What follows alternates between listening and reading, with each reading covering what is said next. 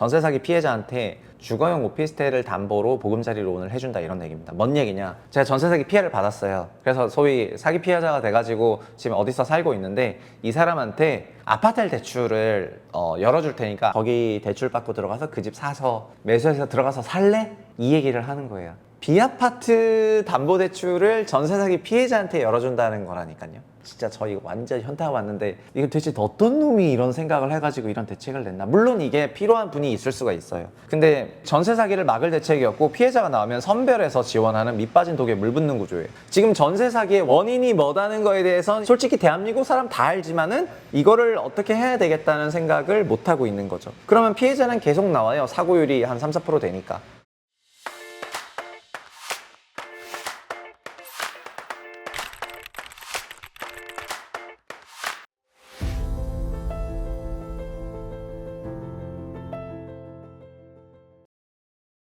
안녕하세요, 최상욱입니다. 추석 연휴 특집을 연달아서 이제 보내드리고 있습니다. 오늘 전달해드릴 주제는 전세 사기 관련인데요. 추석 때 이런 얘기를 하시기에 그렇게 좋은 주제는 아니라고 생각하는데, 어쨌든 이런 전세 사기와 관련해서 그 소위 성인기 자녀를 두시거나 학생인데 졸업하고 아니면 수도권에서 사회생활 하시는 그런 자녀를 두신 분들이 임대차 시장에 대해서 잘 대응하고 계실지 걱정하시는 그런 부모님들도 많을 거라 생각을 하고요.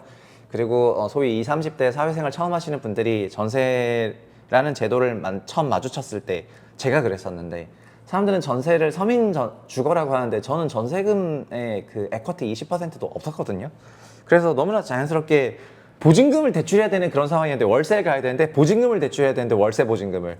근데 이제 남들이 전세를 떡떡 가는 걸 보면서 저 전세를 도대체 어떻게 갈까? 같은 사회초년생인데 제가 8천만 원 전세를 가야 되는 상황인데 8천이면은 한 2천만 원 정도의 원금이 있어야 되는데 사회생활 처음 했는데 2천만 원이 어디 있겠어요? 그래서 그런 게 없는데 이제 6천을 대출 받을 수 있다 하더라도 그런 게 없는 상황에서 저는 결국 월세 1,000에 얼마 이런 식으로 가게 되는 건데, 그 1,000도 없으니까 보증금 1,000을 대출 받아야 되나? 이것이 아마 제가 생각할 때는 사회 초년기나 갓 독립한 사람들이 느끼는 환경인데, 전세 하물며 8천도 이 정도인데 전세 2억, 2억 5천 이런 이제 빌라나 아파트 전세를 가는 거는 소위 돈이 있는 거죠. 지금은 이제 물가가 많이 올랐기 때문에 제가 말했던 그런 시세는 평균적으로 한 3배 올려치면 되는 건데, 그러니까 제가 아마 지금 기준으로는 전세 2억 정도 되는 거고요. 한 1억 5천, 2억 정도 되는 건데, 근데 그때는 이제 그렇게 느꼈습니다. 그래서 전세를 우리나라에서는 목돈이라고 하고, 한국의 주택시장은 이제 목돈이 있어야만 대응이 되는 주택시장인데, 목돈이 없는 사람들은 목돈을 어떻게 버냐? 이것이 저의 좀 화두였습니다. 그런데 그런 맥락에서 제가 전세 사기 사건을 볼 때마다 이제 가슴이 많이 아픈데, 요즘 정부가 전세 사기 관련해서 3주 전에 그 여야가 전세 사기 관련 대응법 합의를 했거든요. 그래서 그 내용을 전달해 드리면서 이런저런 얘기를 해보겠습니다. 근데 전세 사기 피해 대책이라는 게 이게 9월 10일 기사인데, 제가 이 대책을 보자마자 진짜 뭐라고 말을 해야 될지 모르겠지만 거의 험한 말이 나왔어요. 전세 사기 피해자한테 주거용 오피스텔을 담보로 보금자리 론을 해준다 이런 얘기입니다. 뭔 얘기냐? 제가 전세 사기 피해를 받았어요. 그래서 소위 사기 피해자가 돼가지고 지금 어디서 살고 있는데, 이 사람한테 주택담보대출은 당연히 주택담보대출은 디딤돌 대출 이런 게 있는데요. 그게 아니라 아파트 대출을 열어줄 테니까, 아파트 대출 열어줄 테니까 거기 대출 받고 들어가서 그 집 사서 매수해서 들어가서 살래? 이 얘기를 하는 거예요. 물론 이게 그 전에는 주택담보대출은 원래부터 있었고 비아파트 담보대출은 없었는데, 비아파트 담보대출을 전세 사기 피해자한테 열어준다는 거라니까요. 진짜 저 이거 완전 현타가 왔는데 이거 도대체 어떤 놈이 이런 생각을 해가지고 이런 대책을 냈나. 물론 이게 필요한 분이 있을 수가 있어요. 근데 보금자리로 오늘 전세 피해자한테 오피스텔 담보를 열어줘? 자, 얘기를 한번 해볼게요. 전세출 받고 전세금 날렸는데 주거용 오피스텔을 매입하라고 담보대출 열어주는 거예요. 정부의 공적금융 프로그램은 전세 사기 정도를 당해야지 열어주는 거고요. 보금자리 론이라는 게. 게다가 여기서 주거용 오피스텔 가액은 4억까지거든요. 그런데 우리가 공적 모기지인 특례보금자리 론을 생각해 볼까요? 작년에 특례보금자리 론은 소득이 얼마든 상관없이 9억 원 이하의 주택을 그냥 무제한적인 완화 조건으로 굉장히 편하게 샀거든요. 그런데 지금은 비아파트 주담대를 받으려면 전세 사기를 당해야 돼요. 그러니까 이런 자격 조건이라는 게 이렇게 차별적으로 존재할 수가 있는가, 이런 생각을 진짜 많이 합니다. 그러니까 장난하는 것도 아니고 저라면 진짜 굉장히 화가 날 그런 이슈라고 생각하겠습니다. 일단 전세금을 받을지 안 받을지 거의 못 받게 될 가능성이 굉장히 높은데 그런 상황에서 멘탈 완전 갈려 있는데 주거용 오피스텔 사라고요? 그러니까 이게 주거용 오피스텔 세력이 우리나라에 어디 있는 것 같아. 그래서 이 아파트엘이 망해서는 안 된다라는 생각을 하고 있는 건데 그거를 살만한 사람은 아파트 거주한 사람은 주거용 오피스텔 안 사니까 빌라 거주한 사람이 빌라 살면서 그 사고가 난 거니까 아파트로 중간 정도로 건너와라 이런 이제 그 세력이 있는 거죠. 이런 쓸데없는 얘기 말고도 근데 최근에 했었던 그런 여러 행사에서는 전세 사기를 방지하기 위한 대책 중에 하나로 임차권 설정 등기 의무화가 나왔습니다. 임차권 설정 등기라는 거는 나의 임대차에 대한 그 권리가 임차 보증금을 받을 수 있는 권리가 등기부 등본에 등기되는 거를 말하거든요. 현재는 이게 의무화가 아닙니다. 임대차 계약을 체결하고 나면은 임차권 등기가 자동화가 되는 게 아니고 그냥 제가 전입신고하게 되면은 자연스럽게 임대인을 대상으로는 대항력이 생기니까 보통 등기를 안 하죠. 이 대항력이라는 것 때문에 등기를 안 하는데 정확히 말하면 대항력은 임대인 대상으로만 갖고 있는 권리고 임차권은 우리나라에 있는 모든 사람을 대상으로 갖고 있는 권리이기 때문에 임차권 등기가 훨씬 더 의미가 있거든요.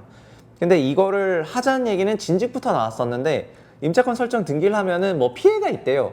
피해는 무슨 피해가 있어? 임대인이 자기 임차권 등기하게 되면서 자연스럽게 그 등기를 통한 임차 소득이 명징하게 드러나는 거 말고는 없어요. 그리고 임차인 입장에서는 임차권 설정 등기가 됐기 때문에 자기의 권리를 안정적으로 주장할 수 있고 그 다음부터는 그 주거지를 떠나도 되거든요. 많은 사람들이 전입신고를 하고 대항력을 갖췄지만 그 다음 임차지로 가는 과정에서 주거지를 떠났다가 대항력을 상실하고 이러면서 전세금 못 받고 하는 경우도 허다했거든요. 그래서 이걸 의무화하자는 얘기가 다시 나오고 있습니다. 전 이 얘기 거의 뭐 전세 사기 있을 때마다 계속 얘기했습니다.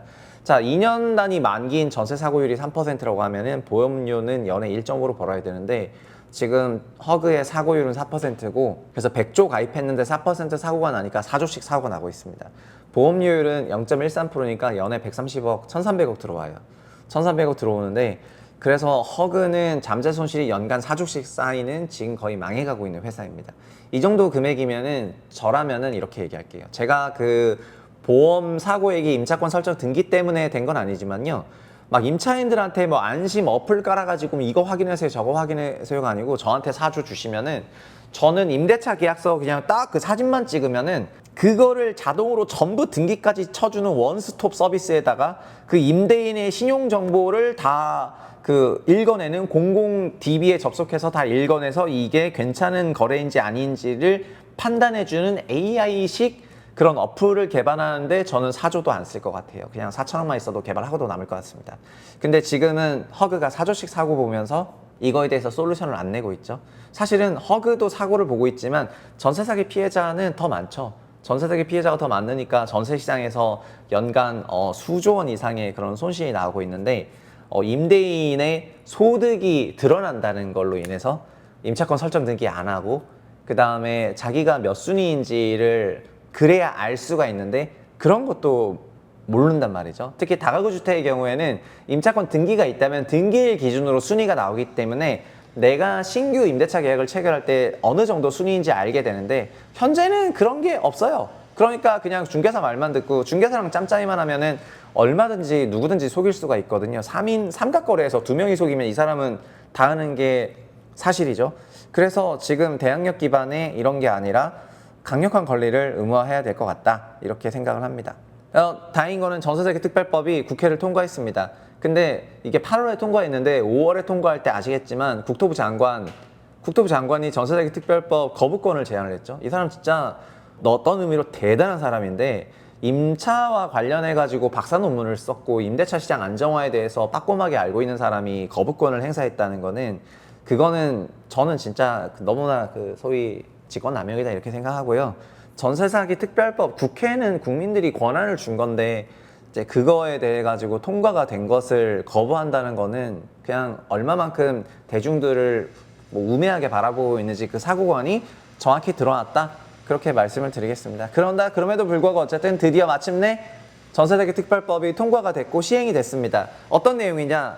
이 법의 목적이 딱 이렇게 돼 있어요. 법제처를 가시면은 이 법은 전세 사기로 피해를 입은 임차인에게 경공매 절차 및 조세 징수 등에 관한 특례를 부여함으로써 전세 사기 피해자를 지원하고 주거 안정을 도모함을 목적으로 한다 이렇게 되어 있어요. 결국 이 법은 전세 사기 피해를 막겠다 이런 게 아니라 전세 사기 피해를 입은 사람들에게 경공매시나 조세와 관련해서 특례를 줘서 그거를 완화해 주겠다는 목적이고, 그래서 피해자를 지원하는 데 있거든요. 이 법에서 전세 사기 피해를 막겠다는 이런 자구 내용이 없다 보니까 법이 피해자 구제에 집중하고 있고 뭐 막진 않는 겁니다. 그래서 저는 이렇게 생각합니다. 법의 통과 의미가 있죠. 굉장히 중대한 진전이라고 하겠습니다.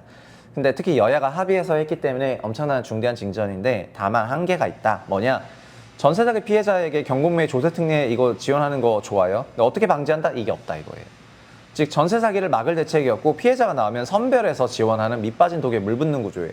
지금 전세 사기의 원인은 계속해서 원인이 뭐다는 거에 대해서는 이제 삼척동자도 알고 우리 유튜브 최부심 채널 구독자도 알고 솔직히 대한민국 사람 다 알지만은 이거를 어떻게 해야 되겠다는 생각을 못 하고 있는 거죠. 그러면 피해자는 계속 나와요. 사고율이 한 3, 4% 되니까. 그리고 그 피해자에 따라서 몇 조 원씩 나고 있는 건데, 요즘 저는 막 그런 생각이 들거든요. 막 젊은 사람들한테 뭐 어떻게 해줘야 된다. 뭐 요즘 젊은 사람들 뭐 파워 커플이다 막 이런 얘기를 하는데, 파워 커플도 있고 그렇지만은 일반적인 그 대중씬에서는 전세금 마련이 너무 어렵고 허덕이는 가구들이 엄청 많습니다. 한국 전체 자산소득에서 60% 이상이 순자산 3억 원 이하입니다. 여기는 1인 가구, 노인 가구 다 포함이 되어 있지만은 전체 2,200만 가구에서 60%라고 하면은 거의 1,400만 가구가 순자산 3억 원 이하입니다. 그리고 나머지 600만 가구들, 800만 가구들이 이제 자기들끼리 아파트 사고 팔고 하면서 이제 올라가는 거거든요. 그래서 임대차 시장에 있어가지고 이 800만 가구들에게 뭐라고 하는 건 아니지만은 이런 전세 사기 피해가 나오는 이런 부분으로 인해서 이쪽 기반이 무너지고 있으면 이거를 서포트하고 지원하고 뭐 이런 걸 하는 게 맞지, 그게 아니면 소시오패스죠. 여튼 저는 그래서 모 장관은 뭐 거의 그런 발언을 했기 때문에 그 이후로는 저는 이제 완전 인정을 안 하고 있고요. 그냥 어떤 자리에서 보던 뭐 이렇게 보던 사실 잘 뭐 눈도 잘 안 마주치고 있다, 그렇게 말씀을 드리겠습니다. 어쨌든 우리 채널 통해 가지고 전세 사기 관련해서 일부 진전이 있었다, 여야가 합의해서 법을 통과했다, 이렇게 말씀을 드리겠고요. 그리고 다만 피해 방지가 여전히 없기 때문에 한계가 뚜렷하다. 그래서 빨리 피해 방지책에 대해 가지고 좀 나섰으면 좋겠다, 이렇게 말씀을 드리겠습니다. 오늘 여기까지 하겠습니다. 감사합니다. 추석 잘 보내세요.